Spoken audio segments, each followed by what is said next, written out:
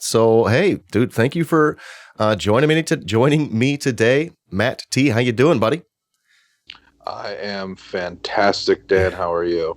Hey, I'm doing well. Thanks so much. Matt, we've invited you here in the spirit of building leftist unity, strength, and power. And in the same spirit, really appreciate you being willing to come on and chat with me today and share your story, some life tips. And then, of course, we got the Leftist Inquisition questionnaire. Everyone loves that. We have a good time. So let's go ahead and dig right in. Let's go ahead and ask you what you do, where people can find you, and a little bit about your story real quick. Yeah, so I am currently the host of the Midwest Socialist podcast. That is the news and opinion and propaganda wing of Chicago DSA. The podcast has been going on and off for a while now, and I took over back, was it August or September 2020? Right around then. And I've been doing it. I'm just a boring old graduate student, so I've been trying to keep up as best I can, and between COVID and stuff like that. So we do it as regularly as I can. But that is where most of my media or stuff comes from. You can find me on Twitter at Foya for last name, and you can also follow MW Socialist, Midwest Socialist Twitter account, and follow Chicago City DSA as well on Twitter and Instagram. I also do stuff. The organizing I do within CDSA, Chicago DSA, is I do a little internal organizing with like the membership engagement committee, and we are trying to, that committee is really committed to finding ways to help new members and existing members and the organization best serve the members that are joining en masse and really rapidly growing. We are trying to just build up CDSA and DSA as best as we possibly can. So that's been a really important project, an engaging project that I think is ultimately beneficial to so many members. I also do things. I recently started an internationalism education series. It's going to be last year. CDSA held about 3 to 4. I think it was 3 panels. I always get the numbers wrong, on internationalism questions and things talking about internationalism. And we decided to keep it going and kind of expand knowledge and information and on internationalism and what is internationalism and what does internationalism do to help serve leftists and their organizing analysis and their leftist analysis, not just like some educational circle jerk, not just some academics talking with each other, really trying to engage in a meaningful growth and intelligent analysis kind of way. And then other stuff, it's a lot. It's just a lot of stuff. Mostly political education. I've done other work with like mutual aid stuff and more internal organizing. But now I'm really dedicated to more internal organizing, political education, political, like having ideological roots and things and growing in that regard. So, yeah. A lot going on. I love that. Yeah. Matt, really quick, I do want to let you know that I think of these chats as us sort of planting the seed, and hopefully we can have further chats where you can inform me as sort of a newly minted leftist, a baby leftist. I'm trying to do my job and read theory and build leftist unity, etc. And Sure. And so, I'd like to think of us as planting those seeds, and we're going to come back and hopefully have the chance to go at length with some of these topics, and maybe at the end of the stream as well, have a little time to have you sort of go at length as to what else is grinding your gears these days. I do want to say hello to the raiders. We got a raid here. Thank you, Comrade Bubbles. We'll be seeing you soon and looking forward to chatting with you. Hello, Raiders. I'm Dan, leftist streamer and content creator, talking today with Matt T, who's a local DSA member and grad student. What are you studying? I didn't catch that. Oh, I am getting my MA in history. My MA in history, yeah. And I'm sure that informs your, the work that you do on your podcast and elsewhere. Yeah, it's really interesting. I mean, academia is it's its own little world. It's really I think that, how do I put it? Well-intentioned people can be in academia, but academia alone is not the tools for the way that it exists now, at least in our liberal society and neoliberal society and liberal education. It does not exist now to you know be its own grave digger, which is really necessary for a lot of things in academia. They need to be ended and need to be changed in really radical ways. So yes, good theory can be introduced there. I think good starts can be introduced there. I think academics, that's academic labor, and that really lends itself to thinking about labor and thinking about new ideas that can be infused into a movement. But on its own, it can oftentimes not be as helpful as I would like, and I think many others would feel the same way. But yeah. Oh, I'd love to dig into that more someday. Okay, so yeah. So let me pull up my questions. Sorry. Yeah.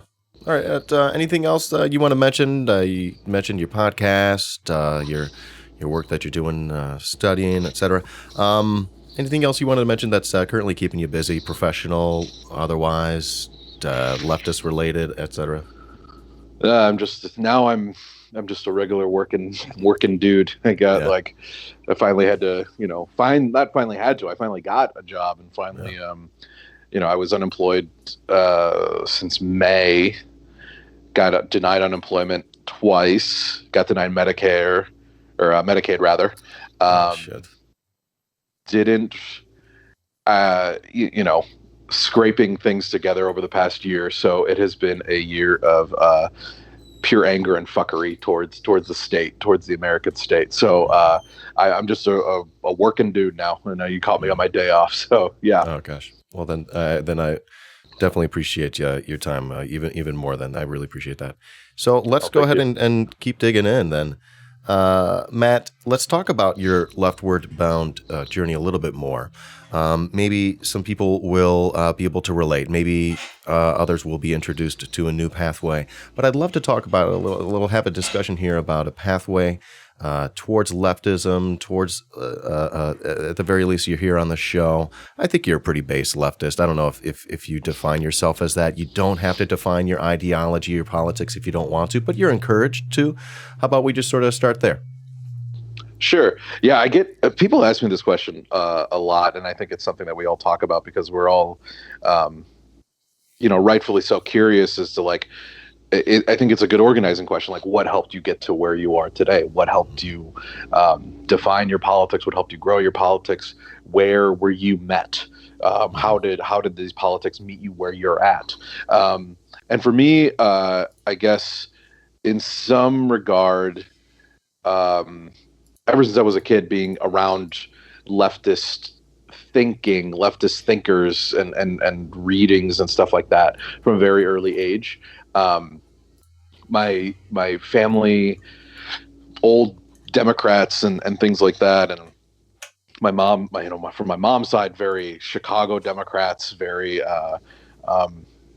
working class, blue collar background that morphed into kind of more professional managerial background. But like my grandmother, my grandfather, or union people, they weren't like very active union people. Like I never learned that they were in a union until way later.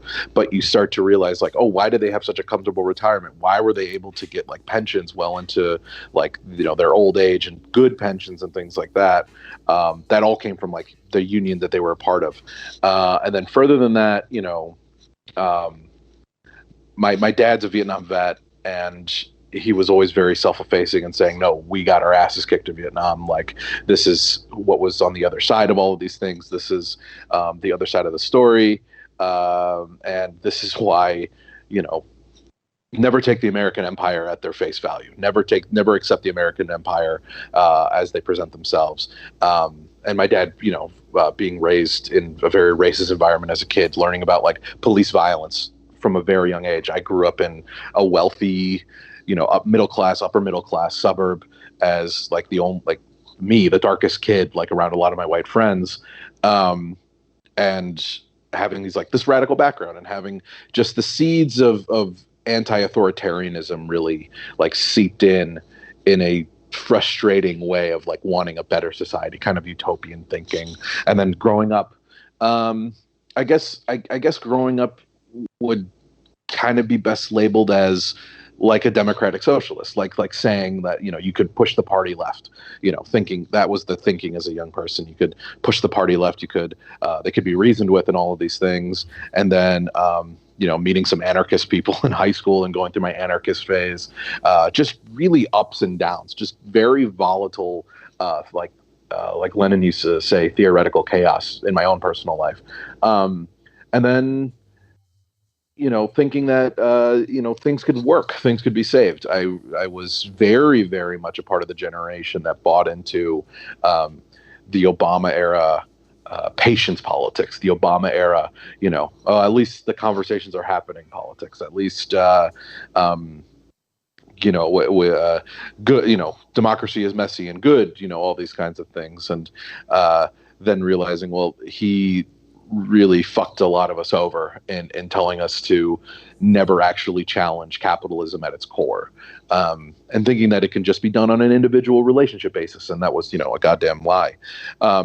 So over the past year, and I had been kind of, I was the outcast of, like, I started my own SDS chapter in high school that had like 5 people in it. We did nothing. I was a member of like technically a paper member of the Socialist Party, like SPUSA. Did nothing with that. So reading a little bit here and there, and again, just a lot of anger, and I don't think there was a lot of conceptualization of what that anger really meant. And then growing older, like now, very confidently and resoundly feeling comfortable as a Marxist-Leninist, and feeling comfortable as a communist in that regard, and thinking, and coming out of that theoretical chaos again. That personally, just for myself, on this other side, is knowing what I want in mass politics, knowing what I want in a revolutionary idea, believing in the Marxist theory of revolution, and believing in socialism as a stage towards communism and things like that. But also, being very, very grounded in the realism of the American society, and knowing that, like, it still takes a lot of work to get to that point. It took me, I started those conversations when I was like, a kid. I was what, all of 6 or 7 years old when you start learning about, like, the state murder of Martin Luther King, but like, not just, isn't racism sad? It's like, no, the government killed him. Like, he was killed, COINTEL and all these kinds of things, and then growing, and then learning about different kinds of history, and then different kinds of theories of change. And I comfortably, like, most comfortably calling myself a Marxist, but really believing in the Marxist-Leninist philosophy in that regard. So, yeah. I think I'm possibly only speaking for myself, but I didn't realize our government killed MLK. It's a little known fact. It's kind of a Snapple fact. They don't really broadcast it too much in textbooks, but yeah. Oh, okay. Yeah, I mean, no one's surprised. They murdered Chairman Fred. Sure. He slept. Well, I the attempts to, like, undermine anything that like MLK did. Maybe that I should reframe that a little bit more. Like, I sorry. That's a good call. Okay. The thinking of, I mean, COINTELPRO most accurately is what I'm referring to, really. Okay. But yeah. Yo, that's definitely something worth returning to. I think in the past, right? I'm sorry, in the future. Yeah. They should have gotten in the past too. All right. So what else? Matt? Anything else popping into your mind? Aspects of politics, leftist theory, thinking, anything personal experience otherwise that helped to pull your heart or mind to the left? I think I am very much a product of and I haven't seen this completely played out yet, but I think it's will be clear is like the downwardly mobile middle class, like thinking about where my parents were at my age and where they're at now, and economically speaking, really thinking economically about that, like that's very much the category that I fall into, but then challenging that even further, and this understanding of working class solidarity, and like furthering that, and just saying like I don't just want healthcare, I don't just want my student loans forgiven, I don't just want one or two things here. I it's a pure hatred of capitalism, and a pure disdain for it. So it pushing that a little bit further, and saying, what does it mean beyond Bernie? What does it mean beyond, as much as I liked Bernie, as much as I liked, all of those things, and was proud to have voted for him when I could have, and support those things and do anything I could. So I'm socialist for those reasons, to fight in any way, in any small way, to ending capitalism. So yeah. Awesome. Bernie, I've never heard of him, but yeah. No, the sign behind you is a fluke. Yeah, oh, it called me out. Okay. So yeah. So this is good. This gives us time to dig into some more stuff later. So this is good. Let's talk in the next category. It's called Be Best. If you had a chance, maybe, Matt, to go back in time and talk to a younger Matt, or of course that's not possible. So we're thinking about people sitting in the chat, watching the replays. What life shortcuts? What could we do? How could we pull Matt to the left more quickly? I don't know. I would say there are no shortcuts. Touche. To be totally corny about it, yeah. and cite Jane McAlevey.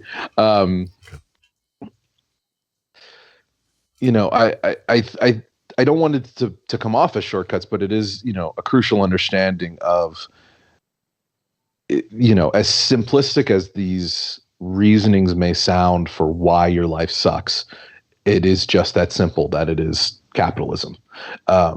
It's capitalism. I oftentimes catch myself wondering, like, how could it, why is this happening? Where did this come from? How did this become so fucking weird? And, even something as simple as like driving on the highway and a tollway, popping up and needing to pay $5 for a toll or something like that. Or, when you're driving to Indiana off the Skyway, you're just like, oh, that's just capitalism. That is just the nature of needing to create a profit off of every aspect of your life. That is just pure capitalism. And your relationship, if you don't own any of the means of production, if you don't have any, social power in that control, if you constantly find yourself on the shit end of capitalism, then that your only saving grace would be is to fight against it, as best you can. I think that if anything now, that kind of turn towards leftism, that kind of turn towards radicalization, those are the first steps. Those are the first steps you want to take. And then whatever philosophy you end on, whatever theory of change you end on, I go with what you feel. I know what I believe. I know what I feel comfortable with. I would never, I would rarely tell people that, like, don't believe that, or I'll disagree with it. I'll just definitely disagree with it strongly. Like, I'll disagree with certain things, and I'll argue against them. But, that's ultimately what you want. That's ultimately how you feel about it. And I think that it can be improved upon on certain things. So, like, I'm no longer an anarchist. I no longer believe in anarchism, and I have a strong. I just have a very strong belief in Marxism. But. Take those steps, go through it, go through the radicalization process. I think back on that quote between, when W.E.B. Du Bois and Mao met, Du Bois was like, I feel like I've made so many mistakes. I feel like I've done so many things wrong. And Mao said, at least you didn't make the ultimate mistake of doing nothing. So any step towards victory matters. Yeah. Matt, you said a phrase, the radicalization process. Well, I'm sorry, did I misphrase? You just said it a moment ago, like the process of What do you mean by that? Go through the radicalization process.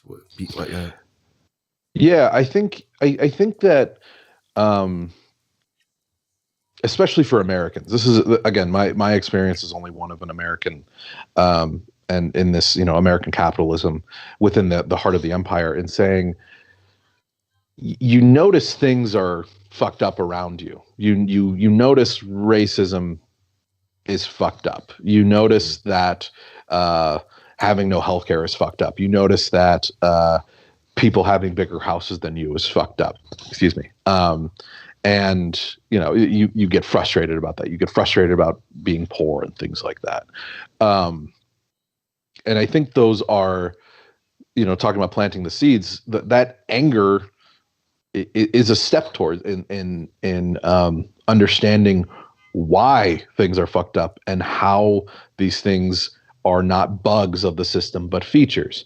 Once you start to realize that racism is not a failure of capitalism, it's a good thing for capitalism. Racism is intentional. Racism is very much necessary for capitalism. And then you think about, well, how many other things are necessary for capitalism that make my life terrible? And then you start to realize, oh, capitalism makes my life terrible because it incentivizes and maximalizes those things. I don't even know if that's a word, maximalize, but it maximizes those things. Sorry.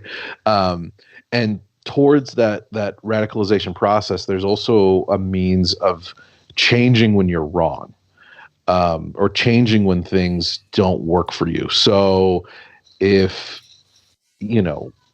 one tactic is what you believe to start off on, and then you want to change along the way, that is part of the process. You might already be radicalized, but that is part of the process of like refining as an organizer and growing as an organizer, of saying X isn't working, what can we do in its place? Be comfortable with the change, because that's the most materialist way you can think about it, in saying the material conditions around me are changing, people are changing, what else has to be done? It wasn't enough to say to buy a T-shirt that says Black Lives Matter. The next step is marching in the streets in some or doing some sort of action in some regard.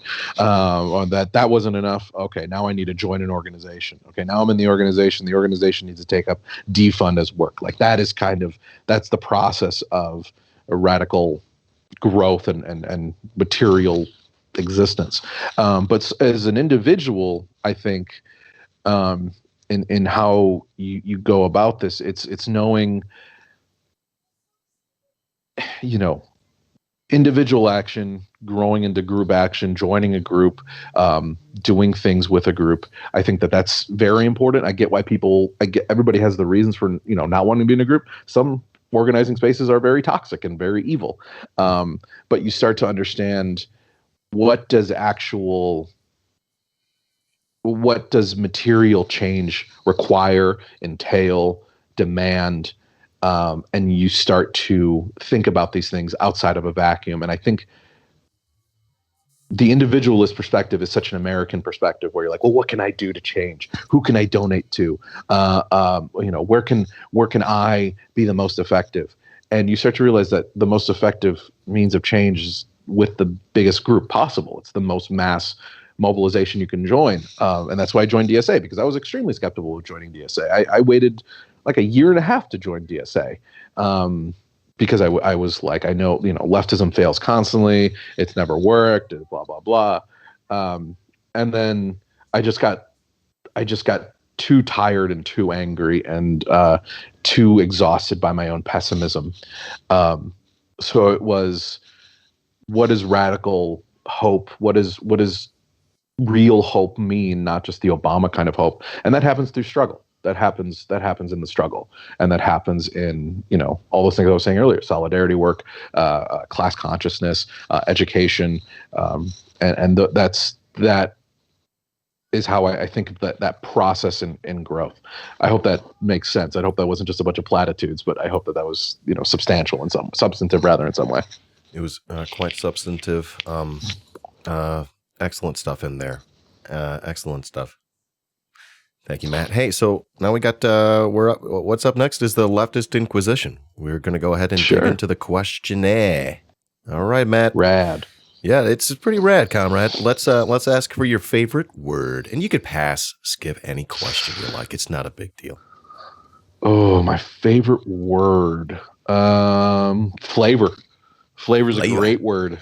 Yeah, Flavor Town, baby. Yes, beautiful. That is a beautiful man. You thinking about white boy summer? Maybe frosting your tips. I wish I was that confident. Oh my I wish gosh. I wish I was confident enough to frost. My hair's way too long to have frosted tips. That's way too. It would be at my shoulders. That would look like I just was dirty from the shoulders down. It's just Dude, I think that guy's a secret comrade. I literally, his name is escaping me right now. What is his name? Guy Fieri. Guy Fieri. Dude, he like believes in mutual aid. He does a lot of it. Yeah, Yeah. It's really interesting because I think that, I don't know, I don't put him on the same level as like Anthony Bourdain, but like Bourdain really understood how shitty it was to work. Bourdain really understood how shitty it was to be a worker in a kitchen. And I think he would, I think Bourdain would, in a heartbeat, if needed, would be ready to work in a kitchen again if he had to. But the restaurant industry is so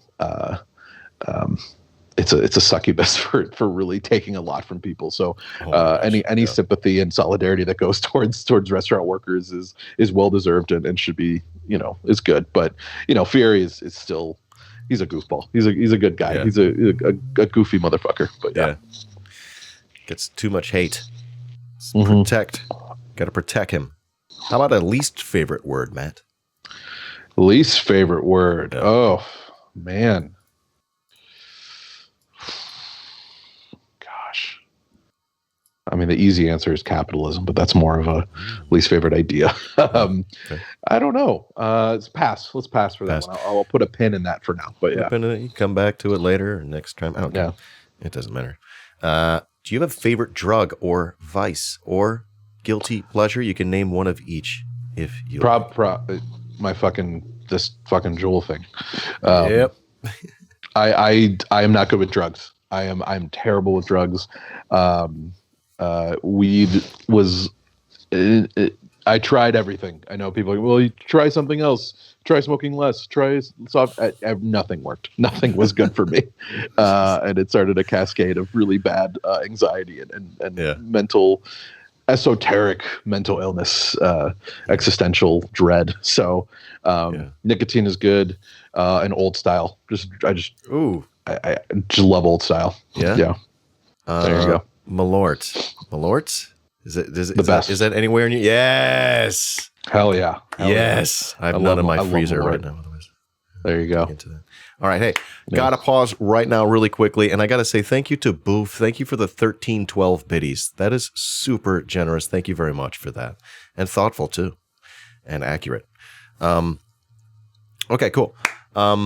Those little, I just figured out I could do this little microphone peak thing. This makes my microphone peak, and that'll remind me to edit later. I just had this big brain move over here. Okay, so I'm probably going to forget to edit that. I'll leave it in just for a joke. Okay, so, moving on then. Yeah. Oh, did you have anything else you wanted to mention? Drug, vice, guilty pleasure. Did I stop you? I'm sorry. Television.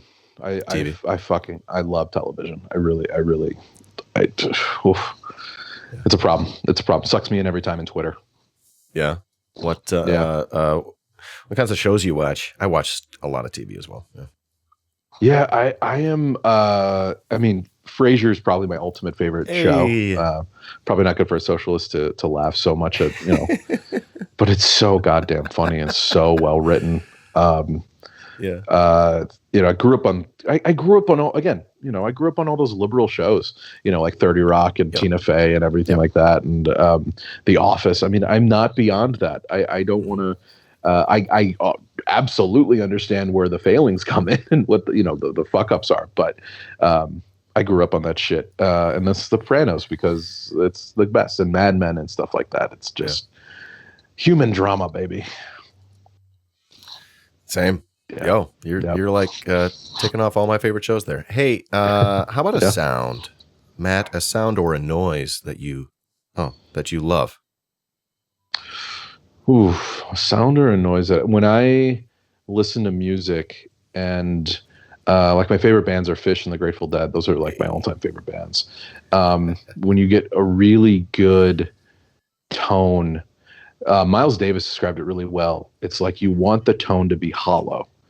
I think I'm going to fuck up that quote, but it's like hollow pieces of wood knocking against each other or something like that. That it's indescribable, but that tone is like, God, it's like the best auditory oral relaxant I can think of for me. Yeah. Good tone. Good tone bone. There you go. Then how about a sound or noise you hate or intensely dislike if you don't like it? I really hate the sounds of furnaces. That might sound weird. Yeah. Clicking and the fucking weird, scary. It's spooky as fuck. What do you hate about it? Oh, it's not even. It's the spooky. Yeah, the spookiness is annoying, but I don't love white noise. I really don't love white noise. And the furnace is just like when I was, when I like claimed my independence, I was like, Mom, I'm moving into the basement. And I was like in my mid-20s when I like just graduated college, towards the end of college. And I put my bed right next to the furnace, and it was just like all the time. I live in a garden unit now that the furnace is like right next to, and I just like I just tense up, and the winter is the worst because I'm just like, I don't know why. I wish I had a better explanation. I just hate that sound so much, but yeah. Yo. Okay. Matt, did I ask? Is it okay if I ask? Did you grow up in Wisconsin, perchance? I did not. No, I was born in the city of Chicago, and I grew up in the suburbs. Hey, what suburb? I'm from Hoffman Estates. I grew up around LaGrange, like the southwest burbs. Hey, look at that. Okay. Kind of stuff. Yeah, I was northwest. Okay, so in that case, you only get to answer this next question with one answer. What is your favorite cheese? Oh. It's a favorite cheese. Chihuahua cheese, probably. Ooh, Chihuahua. Delicious. Being Mexican. Yeah, crumbly. Okay, that's the best. Yeah. Great for quesadillas. Yes. Yeah. Oh, yeah. All day. Crumbly, mild. Right? Little, sort of mild, right? Delightful. Yeah. Not crumbly. That's more like cohiba cheese or queso fresco. Oh. Yeah. Like Chihuahua's like the big block, like a big, like almost gooey kind of block. Oh, it's so good. It's so good. Right. I'd compare it most to like provolone and like texture wise, probably. But yeah. Yum. Delightful. Oh, I need more cheese talk in my life. Hey, this is the reincarnation question. If you came back, if you were reincarnated as some plant or a non-human animal, and I guess if you had the choice, what would it be? Oof. Probably a big aloe vera plant. Hey. That'd be really cool. Yeah? Yeah. Yeah, my family had a massive one growing up. Took up like a whole corner in our living room. I don't know why we had such a big one, but it was so cool, and that would be pretty cool. Yeah. Cool.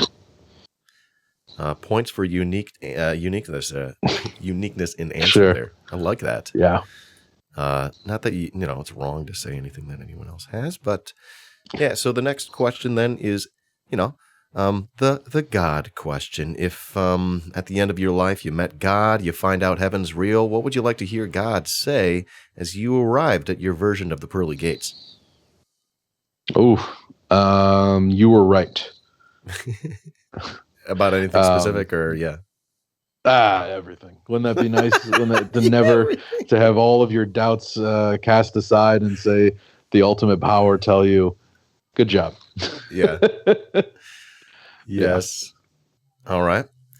What then next question is about influential leftist in your life, be them dead or alive. Who would you love to be able to meet?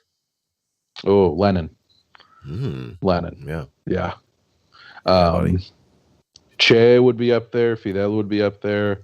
Yeah.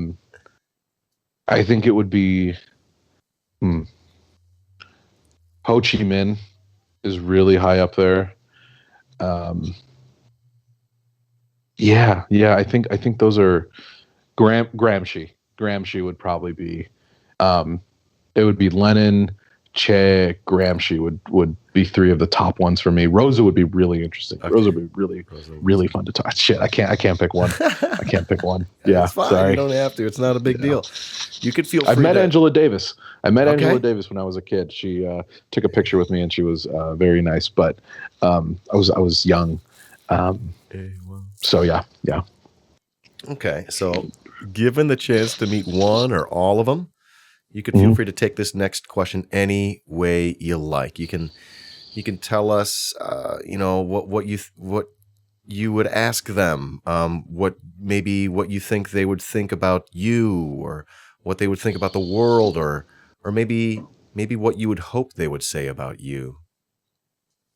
Any direction you like. Yeah, I think it would just be asking them like, what do we? And it sounds like a bad Marxist kind of opinion, but like, what do we do next? What do we do now? Help us be better. Or what did you get wrong that you wished you would have taken into consideration? And I think I would. That's a good question. I think Michael Parenti is another one that I would love to meet one day, but he's almost dead. But that he's another really big personal hero of mine. But yeah, it would be questions along the lines of like, how do we help analysis and ideology more in our organizing conversations? How do we make it more prevalent, and how do we move beyond just anger, just frustration? How do we have more revolutionary discipline? I think would be helpful. Oh my gosh, that's like a great question. And as I'm sort of like trying to formulate what I do with this show in terms of like round 2 interviews, of course I want to plant the seeds and allow those seeds to come to fruition, but maybe like we can still have some sort of format where I ask that question or something else and then allow I don't know. Anyways, that was a really good question. I like that. More discipline for our revolution here. Sure. Okay. Beautiful. Then I get to ask you about a favorite leftist book or resource or author. Maybe I've already mentioned them, but yeah. State and Revolution is massive. Okay. I think that's ultimately the most important socialist text as far as when you're thinking about praxis goes, and when you're thinking about, it's hard to put into words. It's to me, it's one of the most important things in the socialist canon ever written. I would also highly recommend just watch Michael Parenti, learn more about Michael Parenti, understand why, what does it mean to support socialists throughout the world, and how do you think about them reasonably, and not be a utopianist. And I think Parenti was very much a realist, and a good materialist in that regard.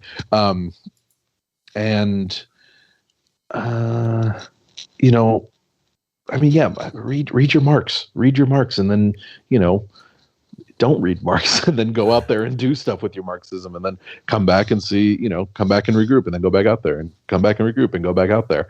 And learn. I'm rambling. I'm sorry. But read from other leftists and successful revolutionaries to help you better get the landscape and maybe understand how people have thought about these things before, but then be very, very open to the own individual situations, nuances. Those are that combine the two and you will go far. Hey, great stuff right there. All right. So, hey, the next question is about streamers. People often ask me streamer tips, and Matt, you're not a streamer, but you appear on streams, and I assume sometimes you watch them. I don't know. What streamer tips do you have for people who stream? Well, it depends on what you're trying to go for, I guess, for your stream. Right. It depends on what your what your goals are. I think the best thing that streamers, any propaganda. I'm so sorry, Matt, and I'm sorry to interrupt. Like I told you short. Like you do the podcast, you do the West. I'm sorry, the Midwest Socialist podcast. I'm so sorry. So no, it's okay. How about this? That's not a stream. That's not a stream. I was thinking, it's a little bit different. Yeah. So with that said, you can feel free to talk about podcast advice as well. And I'm sorry, I was a little thoughtless about the way I phrased that and asked it. I'm sorry, but you're okay. You're okay. No harm, no foul. I think one of the biggest things that people have to be better at is maybe just listening way more. After I interrupted you, right? No. That's not what not in that regard. Tips for that. I think that ultimately comes down to the politics and the personality of the person you're watching. Every so often I'll watch Hassan. I'll watch Kenzo's stream. I'll catch whatever projects you have going on and stuff like that. And it's because I like your personalities. I like the personalities. I like the politics behind it. My biggest criticisms would be that I don't want Vaush to ever speak again. I don't want certain people to ever open their mouths again. That's, I don't know if that's very constructive criticism. That's more of saying, get better politics, quit being a fucking monster. And that's not so much a pragmatic tip, right? But for people viewing streams, for people in taking in the media, for people taking in these things, try to shake it up a bit. Try to get a challenging opinion, probably. Excuse me. That might be the most helpful tip I can say for a consumer. So, yeah. Excellent stuff there. All right, Matt. So here's what's up here. We get to give you some time to ask me a couple questions, and then afterwards... we can give us a little bit of time to ask you what's grinding your gears and just sort of shoot the shit. So, I don't know, 5 minutes or so. If you have that many questions, if any, you don't have to ask me any. I just don't want to make it entirely one-sided. If you have anything, sure, yeah. So, well, I mean, what got you radicalized? How have you become? What is your radicalization process been? Yeah. So I've answered a bunch of different ways, but effectively, I was just, I'd consumed a ton of sort of, I don't know, left media, liberal media, excuse me, in my life. Look at me doing that already. And I don't know, I feel like as a young person, I was presented with a false dichotomy of you're a Republican or Democrat, and I'm like, well, I'm obviously not a Republican, so that's what I did, and I just fought that fight, and there's still, anyways. So what do I say here? It just felt like I'd watched so much, Jon Stewart and The Daily Show, so much frontline documentaries, so many Michael Moore documentaries, so many John Oliver shows, Last Week Tonight, etc. And it just felt like I was on a moving walkway, and it sort of delivered me to a place where I had to ask myself the questions, which are these institutions of power reformable? Can you fix them? And I just kept reaching no. So, Paw Patrol must be abolished. We've got to move on. No, I answered the question, can capitalism be fixed? Are SOCDEM policies the answer to our problems? No. Can the police be fixed? No, they need to be abolished, etc.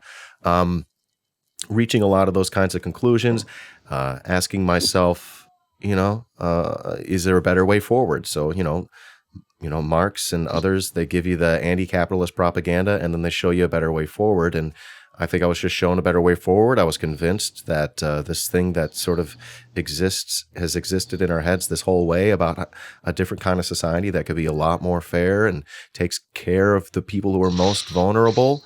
I think, I'm convinced by that. So I'm not only convinced that capitalism and imperialism and colonialism and anti-indigenous isms, exactly what I'm trying to say. Like, all of this is coming together, and I do think capitalism's the big tent pole in the middle, and they all got to get knocked down and replaced with something better. And we can imagine something better. It's not hard. So I don't know. That's sort of how I answer the question.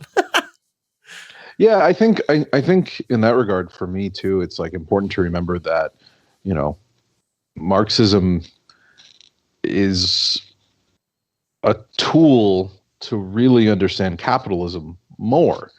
And I think that that's really important to remember at like the core of, and the seeds of Marxism and what Marx was writing is like, he was, going against the ideas of that the invisible hand existed, that these things happen on their own will, that there was, magic behind all of these things.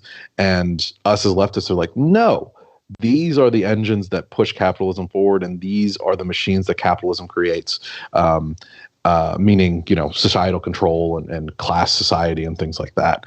And I think, and the way that you put it was really well, and having those, using them as tools of analysis, and then ultimately understanding that socialism and for me, communism is the highest path forward. So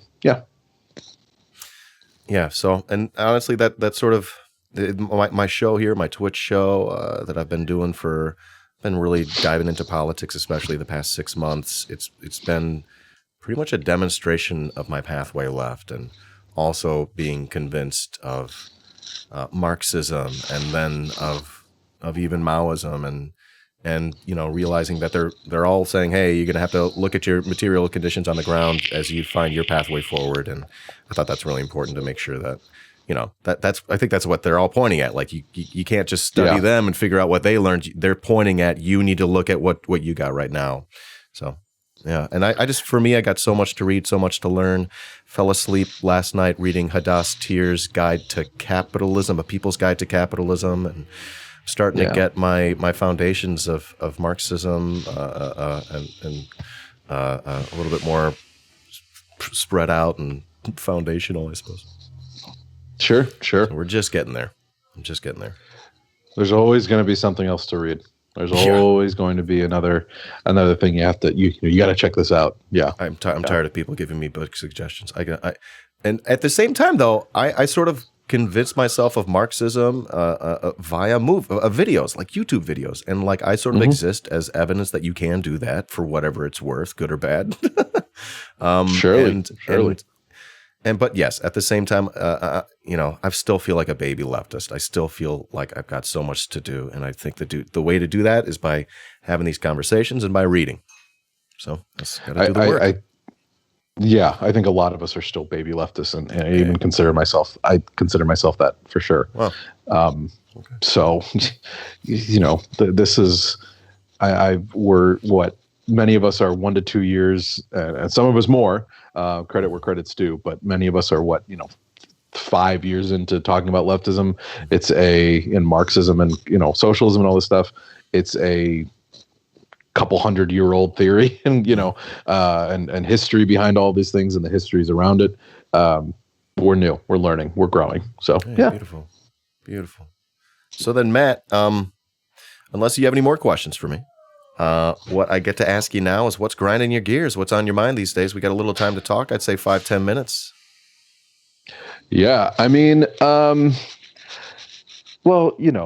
Chauvin got prosecuted or got found guilty rather yesterday. Rightly so, correctly so, for murder. And now the state recognizes him as a murderer, and found guilty on all those charges. And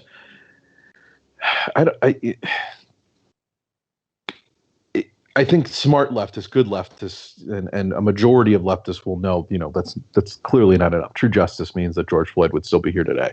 That's real justice. Even truer justice would be the system of policing as we know it, as a feature of capitalism, would be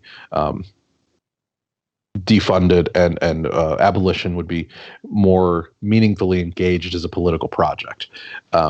And these kinds of things. I think for me, the questions that I have and the things that I'm constantly trying to, work towards or wrap my head around is not settling for utopianism as an answer to so many of these things. And how do I want to put that without sounding like an asshole the day after, a white supremacist gets thrown in jail? I think that these projects, these are ultimately socialist projects. These are ultimately, and that lets us be versatile in them.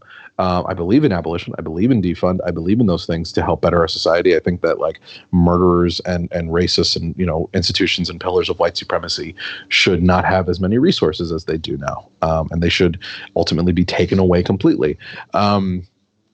But when people say that, like, well, these uprisings, they did something. These uprisings were the reason. I'm a little bit more skeptical of that reading. And I say that as somebody who was at those uprisings and who, saw and experienced the violence of the state at full force. That we don't live in a functional democracy. We don't live in a functional, liberal democracy is not ultimately good for us. And if the protests had really worked, all these things, that would mean that we do live in a functional democracy. That means that any time the people get angry en masse and clearly win or something like that, or clearly show this outward force, the governments would more meaningfully engage. The government would more meaningfully engage with them. The government would be more reflective of that. The government would more meaningfully try to change and challenge in any sort of way these oppressive institutions. The U.S. government has no interest in doing that ultimately. This was a trial of accountability. This was a trial and a conviction of accountability, not justice. I think the things that did give me hope or do make me think that the protests, they were the right thing to do. There was absolutely the right thing to do, but things that they did and things that last summer really did was it created a bunch of new, like, leftward thinking people in better ways. Defund becomes a more meaningful conversation. Abolition becomes a more, meaningful word. And this is not just, conversation for the sake of theater. This was like, more people got organized. More people absolutely joined DSA after those kinds of things. More people realize those politics as things that something that we need to have a society that doesn't kill people because they're black, because they're poor, and because they're brown and they're children or something like that. I think the biggest thing that probably grinds my gears is that at the same time that the verdict is being read, a 16-year-old child is murdered within weeks of another teenager being murdered. And these things are not happening in pockets. They're not bad apples. I'm so tired of fucking talking about that. I wish I could say something different about that, but the whole fucking system sucks. The whole system is killing us and blaming us for making a mess. So fuck them.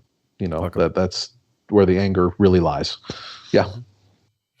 You mentioned something I resonates with me, which is that last summer, a huge movement of a lot of people getting involved. I think for the first time, and I think you're absolutely right about that. I'm one of them. I mean, the only time I'd ever participated in any other sort of movement or anything like that is when I was a teacher about 10. I can't remember how many years ago it was when Rahm Emanuel shut down 50 schools in one go. And that was actually when I became aware of Kenzo Shibata. I didn't know him at the time. We would meet much later, just about a year ago when I started doing a show. But what am I trying to get at here? So, I was part of a labor movement. I striked. We striked for a week and walked to picket lines, etc. It was really the first time, I was like, oh shit, I'm part of something. But other than that, nothing else in my life until I'd marched with BLM in the city last summer. And I was uncomfortable with, a little bit uncomfortable with the term defund. And now I've fully embraced abolish. And, these seeds take time. And, George Floyd didn't ask for it, but he gave up his life to plant tons of fucking seeds across the world. And let me ask more about that. You also mentioned that DSA had a spike in membership at that time. Do you mind if I ask you, about those sort of growing pains and or if there have been or whatnot? I will mention this. The context that I've been chatting about on my stream lately is that I am a huge fan of DSA. I'm trying to figure out how I'm going to be able to get involved. I went to the general chapter meeting a week or two ago, and it was a little bit. I'm sort. I was. It was off-putting. I didn't love it. But I just got to figure out how I can get involved. And I don't know. Did you want to go ahead and mention anything about that? Yeah. Yeah. Well, I think. Well, going back just a little bit, like I don't want to think of George Floyd as. He's not a sacrifice. I don't want to think of that as voluntary. I don't want to think of that as it's not beautiful. It's not. No. It sucked. It's the worst kind of fucking thing that could happen. One of the worst kinds of things that can happen to a person, especially at the hands of the state, and state-sponsored violence and state-supported violence. There was nothing beautiful about his death. There was nothing glorious about. There's no redeeming factor to it. We got very angry. We got very, very pissed off.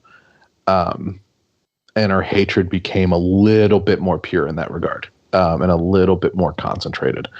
I think I would that have happened without him? Yes. People would have hated, learned the evils of capitalism in one way or another. It didn't have to be in that way. He should still be here today. So I was fighting with my parents about this too, and like it's just a very sad way of thinking about it. And I it's hard to put into words, but as far as the uptick in engagement goes, the uptick in membership and things like that, I mean. People get mad at the system where they're at. You meet them where they're at. It's not always going to be a union struggle. It's not always going to be, anti-war movement. It's not always going to be, consumer protection, like Nader kind of thinking about. You're going to hate the system how you hate the system. The biggest hope that like socialists can do is show that it is a system.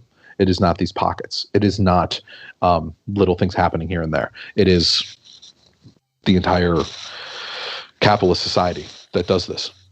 Mm-hmm. So that engagement upticks, it grows.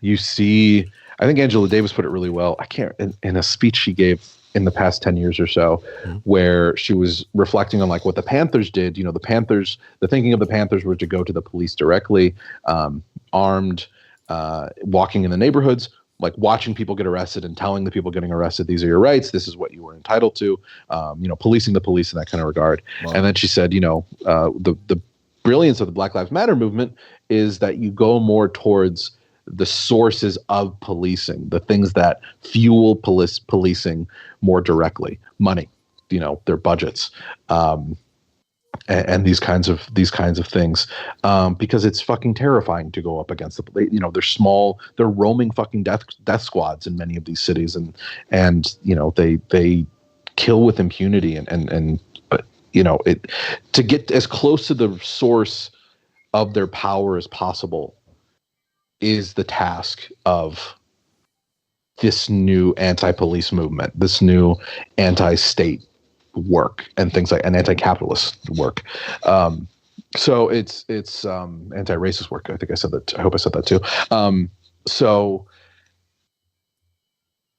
this is where people want this work to go. This is the direction that they want it to go. They want to see more racial justice realized, rightfully so. And I think it's the job of DSA and the job of many leftists to show, it could be, maybe it's infusing class a little bit more into that conversation. Maybe it's, it's not just saying, it's infusing intersectionality more into that conversation. I think a lot of people understand that, but I think it's important to keep those conversations alive as well and a part of it. It's all of those things. So meeting people where they're at, going against that Obama thinking and meeting people where they're at and lifting them up. Like, no, people's lives suck in the trenches now. Don't tell them, don't put it on them to make it better, make their lives better. And working with them, working for these movements, working with these movements, working in service of these movements, working to lead these movements, all of those, nothing's off the table in that regard. So I hope that answered the question. I hope I didn't ramble again, but yeah.